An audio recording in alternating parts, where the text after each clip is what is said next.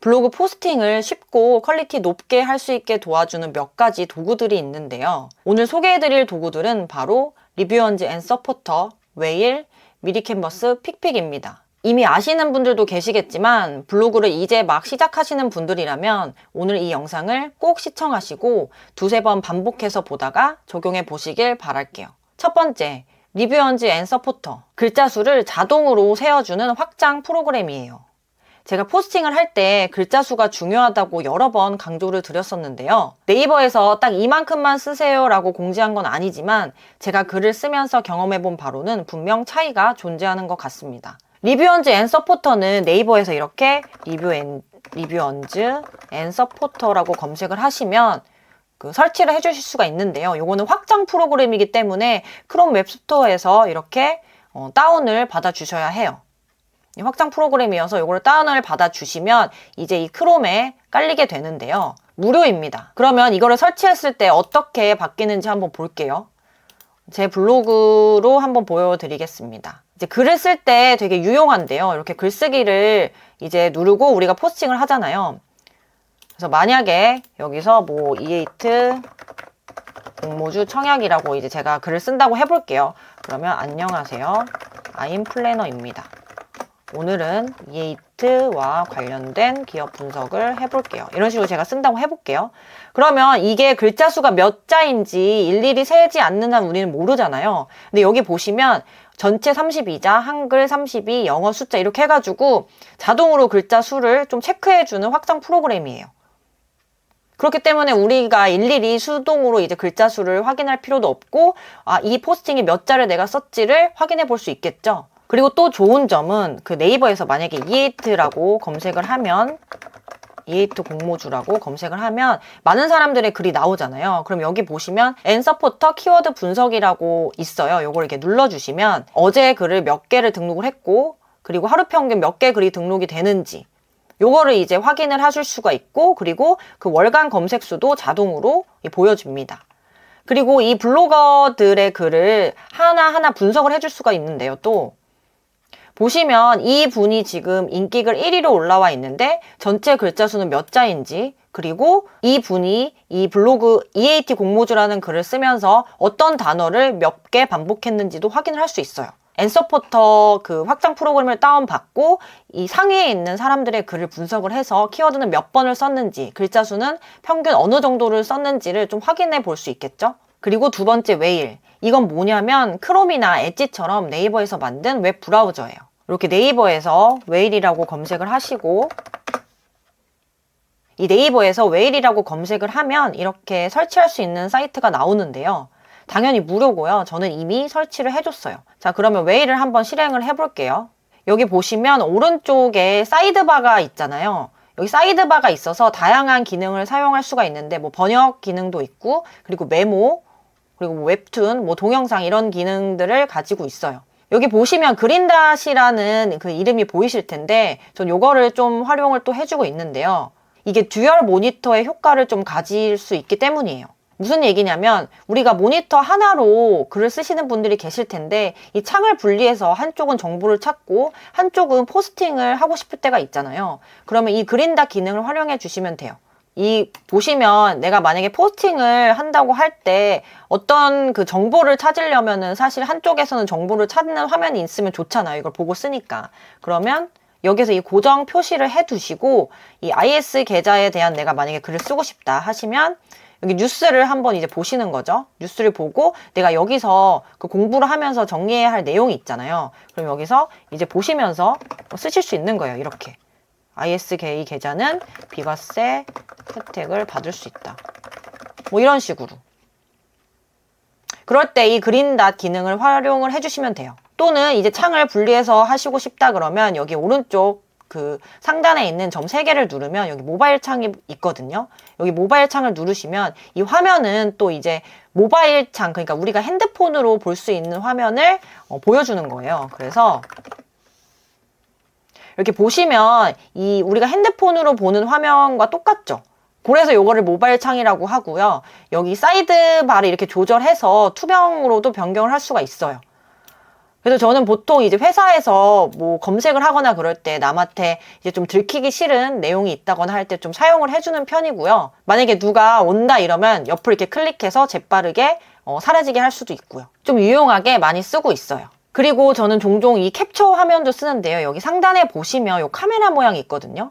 이 카메라 모양 누르시면 이미지 캡처를 할 수 있는데 여기 보시면 직접 지정, 뭐 영역 선택, 뭐 전체 페이지 이런 게 있죠. 저는 보통 직접 지정을 눌러가지고 내가 만약에 이 화면을 캡처를 하고 싶다 하시면 이렇게 캡처가 되는 거거든요. 그래서 이렇게 캡처를 해주시고 여기서 편집을 해주셔도 되고 아니면 편집을 안 하고 그냥 캡처만 하고 난 이제 이 화면을 내 포스팅에 넣고 싶다 하면 이렇게 복사 눌러가지고 컨트롤 V 해서 이렇게 넣어주셔도 돼요. 그래서 요 이제 캡처 화면을 자주 이용하시면 좀 더 빠르게 포스팅을 할 수 있는데 도움이 되겠죠. 그리고 세 번째, 미리 캔버스. 주로 썸네일을 만들 때 많이들 이용하시게 되는 사이트인데요. 그 썸네일이란 네이버에서 다른 사람들이 글을 검색했을 때 보여지는 대표 이미지를 말해요. 만약에 여기서 예를 들어서 제가 E8라고 E8 공모주 라고 검색을 해볼게요. 지금 공모주 청약 시즌이라 제가 공모주와 관련된 그 내용만 자꾸 머릿속에 있어서 요거로 한번 검색을 해보면 이렇게 사람들 글이 있고 옆에 이미지가 있잖아요. 그리고 여기 숫자는 이 블로그 포스팅에 20개의 이미지가 들어있다라는 뜻이에요. 그 20개의 이미지 중에서 요 사진을 이 분은 대표 이미지로 정했다라는 뜻이에요. 아셨죠? 요거를 보통 썸네일이라고 하거든요.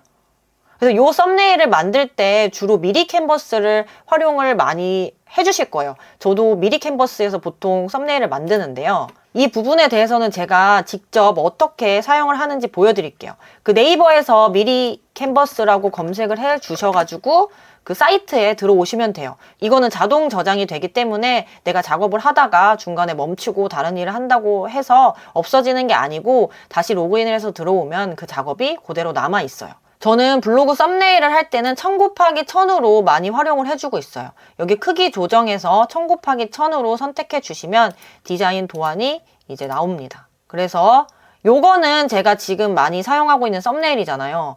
제가 이걸 또 어떻게 만들었냐면 제가 디자인과 색감에는 그렇게 큰 재능이 없어요. 그래서 그 당시에 썸네일을 좀 차별화되게 만들고 싶은 거예요. 그래서 고민을 많이 했죠. 근데 사실 제 머릿속에서 나오는 건 한계가 있기 때문에 그 다른 분들의 썸네일도 많이 참고를 했지만 저는 그 예능 프로그램 있죠. 뭐 드라마 포스터라던가 그런 그 예능 홈페이지에 들어가서 그 글씨체라던가 그리고 뭐 색감 뭐 이 색이랑 이 색을 섞었을 때 이 화면이 좀 괜찮아 보이네. 이런 거를 많이 활용을 해줬던 것 같아요.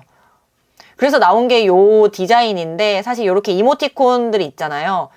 그리고 뭐 이런 거 돋보기 모양 이런 거 정말 많은 고민을 해서 만들었거든요. 근데 사실 이것도 중간중간 좀 개선을 해주면 좋은데 제가 너무 그 요새는 에너지를 다른 데 쓰고 있기 때문에 요 썸네일은 사실 신경을 못 써주고 있어요.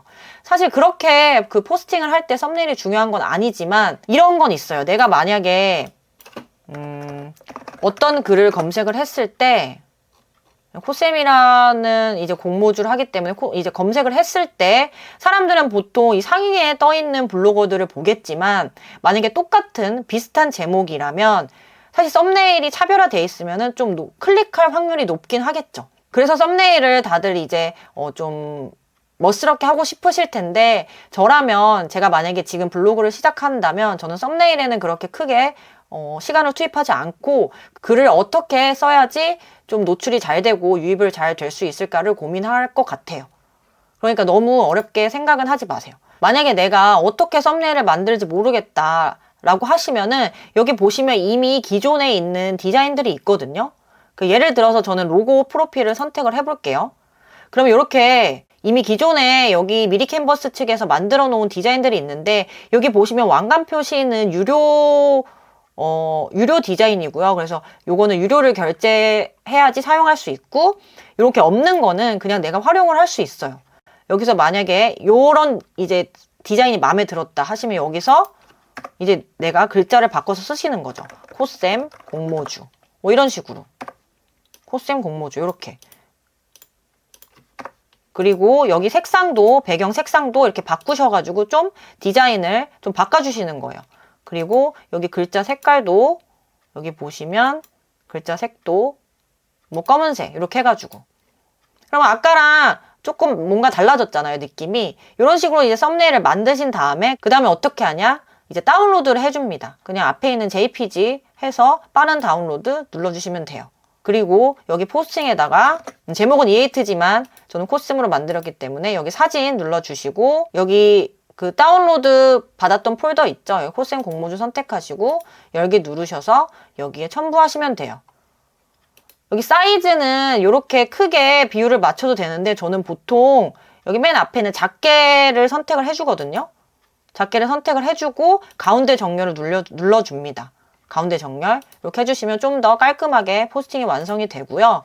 여기 보실 때 옆에 보면은 PC 화면, 모바일 화면, 그 태블릿 화면으로 화면을 좀 구분해서 볼 수 있어요. 보통 많은 분들이 모바일 화면으로 보시니까 이렇게 모바일 화면으로 설정을 해두시고 이미지를 넣으시고 포스팅을 해주셔도 좀 도움이 돼요. 그래서 미리 캔버스는 여기까지 설명을 드리고, 혹시 모르는 부분이 있다면 댓글 남겨주시면 제가 답글을 남겨드리도록 할게요. 그리고 그 직접 캡처한 사진을 그대로 포스팅에 올려도 되냐고 물어보시는 분들이 많은데 괜찮다고 봐요, 저는.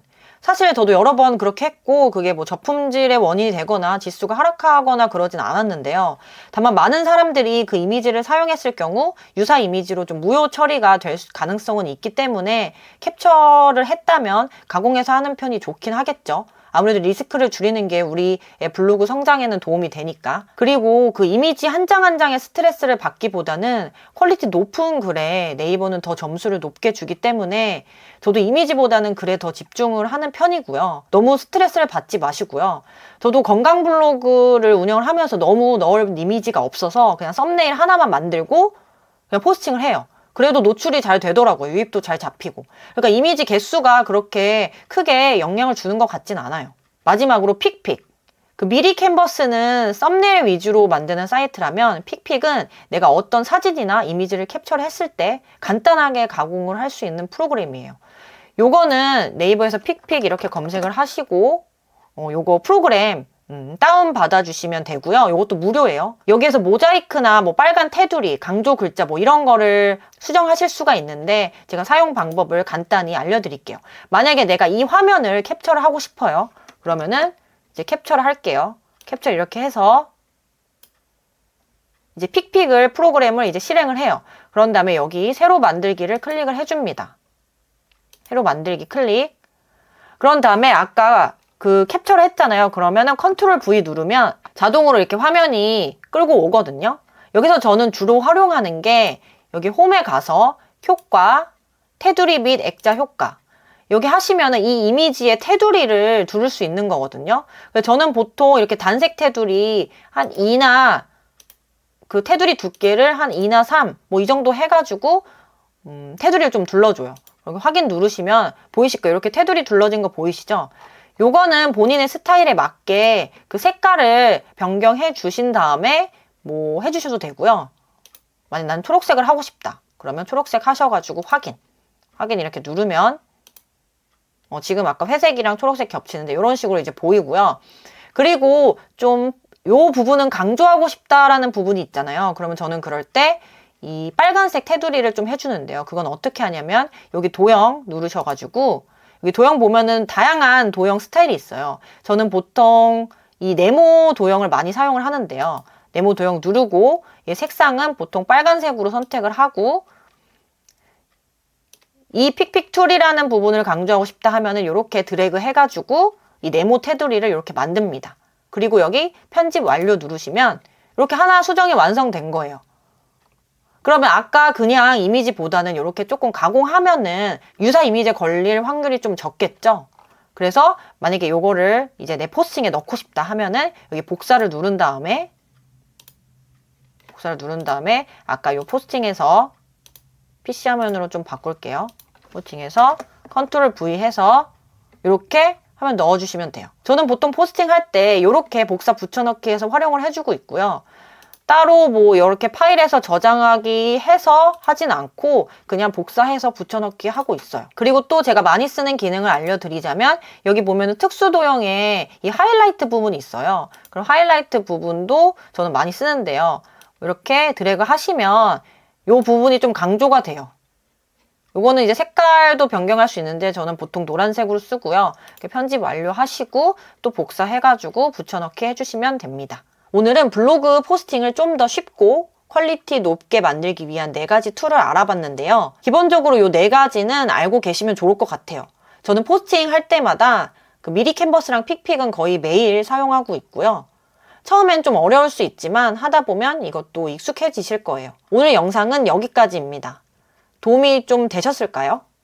도움이 되셨다면 좋아요, 구독, 알림 설정까지 부탁드리고요. 다들 행복하고 건강한 하루 보내세요.